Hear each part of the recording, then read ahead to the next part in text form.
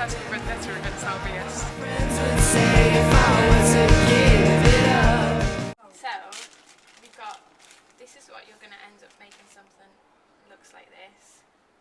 So at the end of this session you can put them up on two sides wherever you want that you think's relevant. Yeah? Wow. This is very beautiful. If you're neutral in situations of injustice, you've chosen the side of the oppressor. And I like as well, I like how playful it is what you do. People think, oh, how cute! And then you're like, bam! Yeah. With a big fang.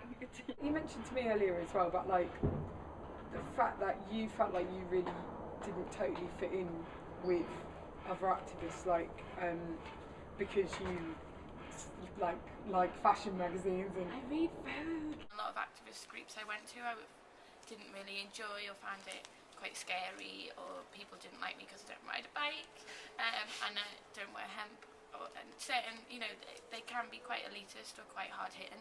So I started doing stuff on my own. So then I googled activism and craft, because I love craft stuff and art stuff anyway, and this word craftivism came up. So I went up to Shetland to where my nan lives with a craft bag, and some of the issues I care about, and was like, there's nothing to do in Shetland, I need to be an activist again, but do something that doesn't bear me out and that I enjoy. That's like proper DIY as well. That's like It's DIY very squared. organic, yeah. It's DIY. DIY. It's absolutely, you couldn't be more DIY than you are. And then we always have new people come into the group and regulars, so people can dip in and out.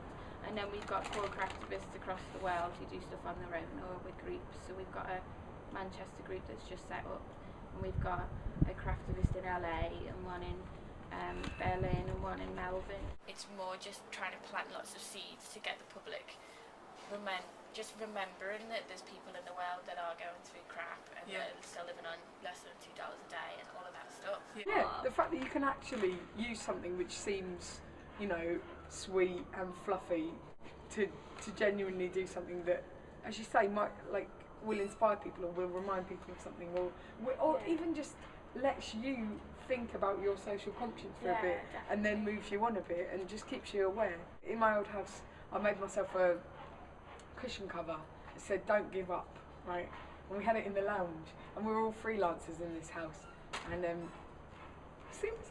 the amount of times we were just sort of looking at it and being like, yeah, I suppose so. Yeah, keep going. I do a lot of like little bits and bobs of graffiti, but just like mainly the plastic surgery adverts that are like, cut your face up, it's not good enough. And I just tend to write like, ageing is normal on them. So, like little actions like that, it's just being reminded that it's not even that audacious a thing, it's just a thing you have to get on with. And you, like, if you have an idea like that, you can do that, and it will be fun. So what we're going to do is we're going to put this one up.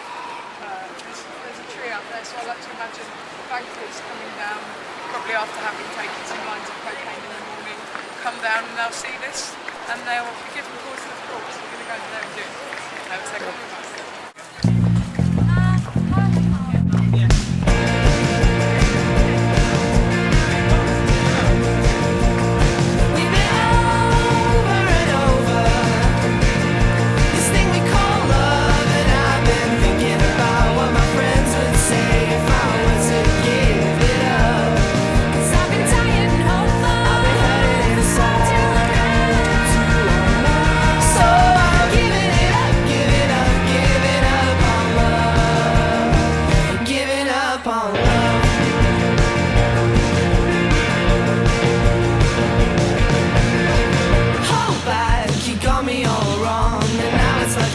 Before it's even begun, you need to sit back and take it. You're making loads of mistakes. What's it say now? Capitalism is awesome! Oh my god!